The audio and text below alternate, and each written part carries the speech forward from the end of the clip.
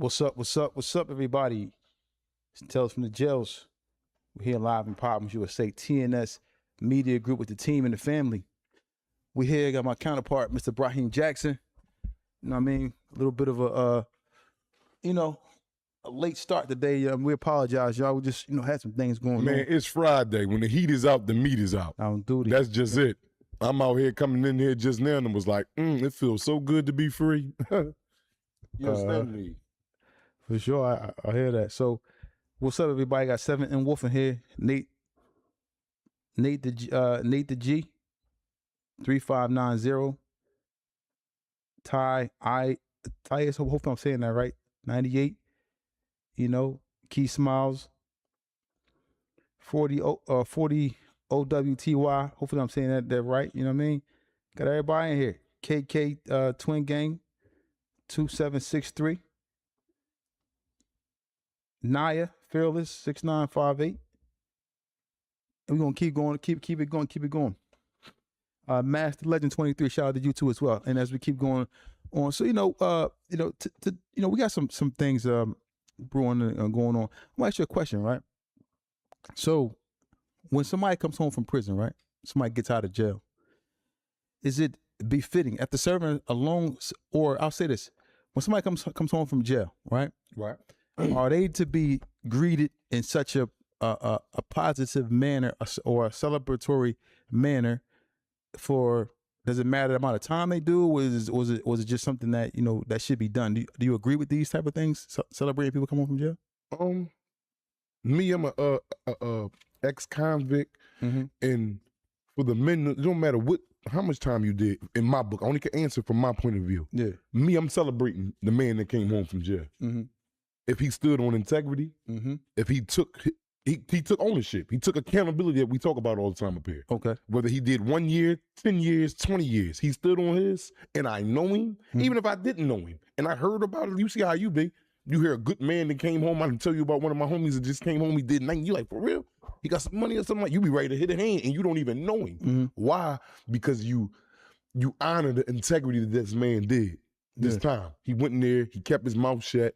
He did whatever he did to get in there, and he took accountability. He took it like a man, and then came home. So I feel as though that they should be, applauded and celebrated, and then helped out.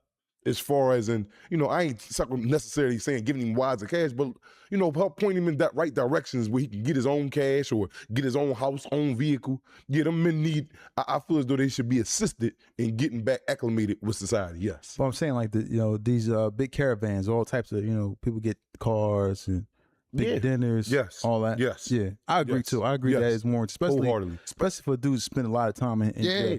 Dude been in there 27, 28 years, 24 years, man. And he stood up? Yeah, man. Honor that man. Man, tilt that hat to him. Yeah. It's not, I'm not saying it like, we glorifying, he may have killed people or this and that. Whatever he did, he went through his trial and tribulation and kept it to himself and carried that burden all the way to the door. Yeah. I honor that, man. Now everybody might be like, no, yeah, whatever, a person's opinion is on it, that's their opinion. My opinion, I am a man and I've been through that, and I got to honor the next man to walk that same road I walk. Yeah. Because, with these things, right, a lot of times people look at it and say, well, y'all glorifying a person who was breaking law coming back to the society, which possibly can lead them to breaking law. They'll be breaking law again. 9 times out of 10, why y'all glorifying a criminal? What do you say to that? What? Say that again? Like, some people may look at it like a person coming home from jail and everybody doing all the big parties, the block parties, the big dinners, the vehicles and the caravan of cars coming to pick them up, and everybody out there saluting them, and this person may have been found guilty of breaking law. Of course, he found guilty of breaking law. Right. People are like, you glorifying a criminal. You are supporting a criminal. They got the wrong. No, you're honoring. We're not celebrating what he was locked up for. We're celebrating him making it out of his trials and tribulations without no stains on him. Okay.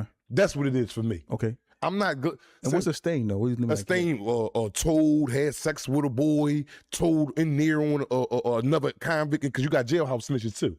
These are type of things that you have on you. But I'm honoring a man. So if he had sex with a boy, all that stuff is void?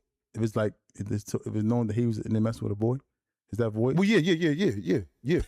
Definitely. It's non-void. If he did that or whatever the case may be, told on somebody in there, stole from somebody in there, all his character goes down the drain. Oh, so if he stole, yeah, if he stole, you stealing is a no in jail, bro. That's like damn near ratting. The whole unit turns on you. So if you got 180 people in a unit and you get caught stealing, your homies beat you up. The homies that you stole from beat you up. You are outcasts.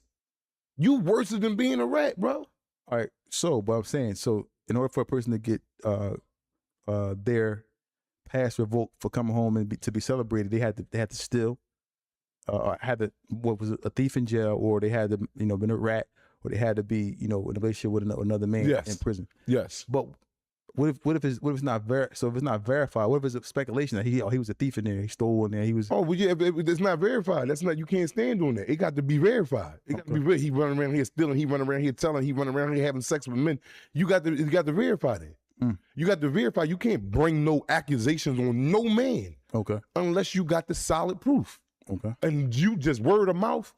Not to say that you can't take a person's word, because you got some honorable men that when they speak, they word is like law for real. Okay. Like this, this man's character, his character, he ain't a messy person, he ain't a gossiper, and he not even the one that'll put something out there like that.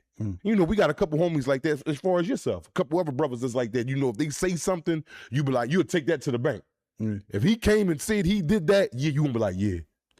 So let me ask you this though. So all right, speculation. All right, he stole, but nobody ever. It's been brought up that he stole, but nobody never actually saw him steal, right? Right.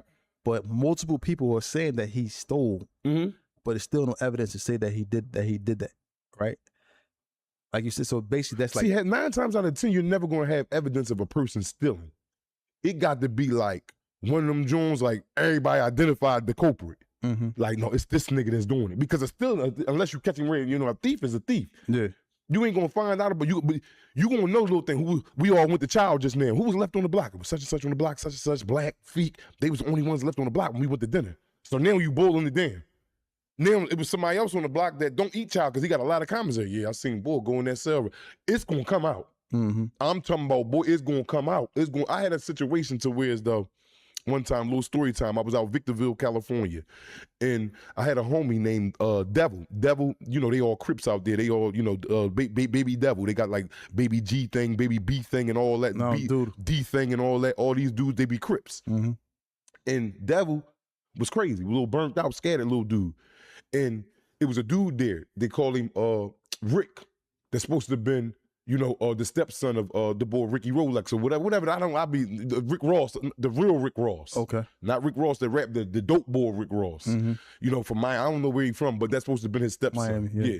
So while we was in there, he comes to me. He like, yo, the boy Rick, Devil come to me and say, man, this boy is soft and this and that. And, Rick was like, he was soft. No, he was a dude with some money. You know what I mean? And, he didn't throw his weight around, but he was soft. Like he might not know how to say the right thing around men. Like he don't be subconscious of what he's saying. Like we all might be around and he might be eating. He be like, man, this joint good as hell, man. I mean, niggas ain't got this over, but he playing around. But the minute that's broken, fucked up, like, what do you mean niggas ain't got that? You'll turn people the wrong way. Yeah. And that's how he was, right? But he's a coward. You know what I'm saying? So Devil like, yeah, I'm about to go in there and rob his cell. He was getting weed in. Okay. And one day Devil had went to his cell to purchase some weed, right? And Devil seen that he was putting the weed inside a Folgers container, because we could buy commissary off coffee off commissary, Folgers, Keefy, and all that. And he was putting it in there and like mixing it in, the weed in like a little ball. So if a guard shake down and look at that, you won't even know unless you pour it all out. That's when you'll know something is in there. But he was hiding his sack in there, his sack, which is the weed. We all go to trial. Devil goes in the man's cell and steals it and brings it to my cell. I'm thinking he ain't gonna do it. I go to child, whatever, come back. He like, yo, that joint up in your room. I'm like, for real? So we go up in my room. I'm like, he pulls it from there. He like, yo, I'm like, dang, you went in there and took that joint, cuz? He like, man, fuck that nigga, man. We gonna go. Man, I ain't gonna lie. We up in there blowing the tree now. Yo, so we I was like, you took it, not me. We in there blowing. I'm in the vent, all on some goofy time. And I don't condone this, stay away from drugs, everybody. This is just what I was doing during my times of doing a lot of time in the penal system. Yeah. But yeah, we blowing. So like a couple days go past, he not even saying nothing. Like we seeing how he act, like he just like keeping it cool. But then he go back and tell another big time Crip nigga like, yeah, somebody stole the weed out the cell that I had. This nigga had like a whole hand. Like when I say a hand, like you know how you get the little plastic gloves that you got serve people their food with and all that. Yeah. He was using the glove as a stash spot. He was filled, all fingers was full of weed. Yeah. And it had to be at least like 3-4 ounces. And for you to have 3-4 ounces at one time in a prison, you big time federal shit. Yes, too, yeah. You big man on campus. Yeah. And he was like, you know me, if I'd have got stolen, somebody took my weed, I came back to the unit, probably ready to go roll up and smoke or something, and I go to my stash and it's gone. Oh, when I come out that cell, it's up. It's up. I'm like, yo, which one of you bitch ass niggas been in my cell? Which one is up? I'm trying to find out, but he was just, and the whole time I know his weed stolen because I just got done smoking it. Devil like, yeah, fucking this and that. So now it's getting, like as days go on, like it was like 3-4 days before everybody knew his weed got stolen. But being as though he's a coward, niggas wasn't looking at it like, yo, man, we gotta get the thief. Because niggas already was hating on him. He was like, you know what I mean? Even though he ain't told him nobody, he just was soft. And then he be acting like something that, and niggas just didn't. So that thievery got, you know, it got covered up. Meaning like niggas ain't wanting on devil ass because they ain't fuck with him anyway. You know what I'm saying? Then they was all Crips. But I'm in the cell like, damn, devil, you got that in my cell. Like, man, you got that, man. He like, man, F that nigga, this and that, man. But he rolling up and you know, we got to stand in the chair and get in the vents where you don't have, because you know, you got a vent in each cell that takes air out the cell. Then there's another vent that blow air in the cell. So if you at the vent that's sucking in, you smoking it and all the smoke just going through the vent. So you'll smell a little lingering smell of marijuana, but it won't be like if we just in the cell just sitting on the bed smoking. Yeah. And it's all cloudy. It's going out into, you know, wherever it go, the vent outside. Let me ask you a question. Now you mentioned Keefe. Keefe products is in the feds too? Yeah, I thought it was in the county. No, that's in the feds too. Keefe is the shit. Keefe, yellow bag. And gentleman named hold more weight than the boy Keefe. Heavy. Keefe product. Keefe is in the is in the feds. So hold on, let's go back. So now you blowing the event, but Bull didn't. He didn't say nothing to y'all ever about it. He never bring it up. No, it came out, and then he came to Devil. He came to me, right? But what happened was, Devil been wanting to rob him. I'm like, no, Devil, he looking, because he really hit my hand. Like, I come to him like, yo, 3-4 people want some weed. They all got $50 to send your girl on the street. You know what I mean? How they doing in there? So he you know, he looking out for me. He give me little stashes for myself because I'm making sales for him, whatever. Yeah. But Devil been telling me the bull is a sucker and this and that. So I'm in the cell with him one day, right? Me, Rick, and somebody else that's buying weed off of him. Devil outside the cell, he always be on some sneaky stuff. Yeah. He comes up to the cell, knocks on the door, but as he knock on the door, I'm like, damn, Devil, because I told him, like, what you up here for? Like, I'm coming out there to holler. But he at the bull cell. Yeah. But as he at the cell, and I'm saying something to him, Rick behind me, Rick looking at him, telling him, like, don't say nothing around me about something. Yeah. So when everything is over and we go to our own little cells, and I'm like, yo, you gotta chill, man. He like, yo, you keep taking up for that coward. While you was talking to me, that nigga was behind your back talking about don't tell you nothing. I'm like, for real? But I know the nigga a sucker, he'd do something like that. Yeah. So I'm like, he did that? I'm like, yeah, go take his stuff, man. I'm like, go get him. I ain't got nothing. Yeah, I'm like, I'm mad. Like, damn, I'm bringing you money and all that, and you treat me like a sucker. Yeah. Man, Devil went in there and took that whole goddamn Folgers container. It was about 3 ounces. Man, we smoked that joint for about 2 weeks, man. We wasn't selling. Now, a couple other big Crip homies was mad about it. They really couldn't do that. They could discipline Devil. Because he from Cali. All these niggas is Crips from Cali. So what kind of discipline is like a fight, beat up? No, check him in or because Rick ain't gonna rumble. He gonna have to rumble like this. It's called DP. DP is discipline.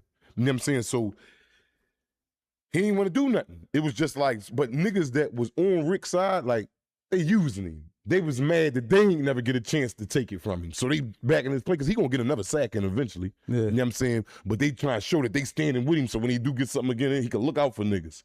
But so that it didn't go the way that it usually go when somebody get caught stealing, because Devil would have died, damn near died, because of the nigga who it was against.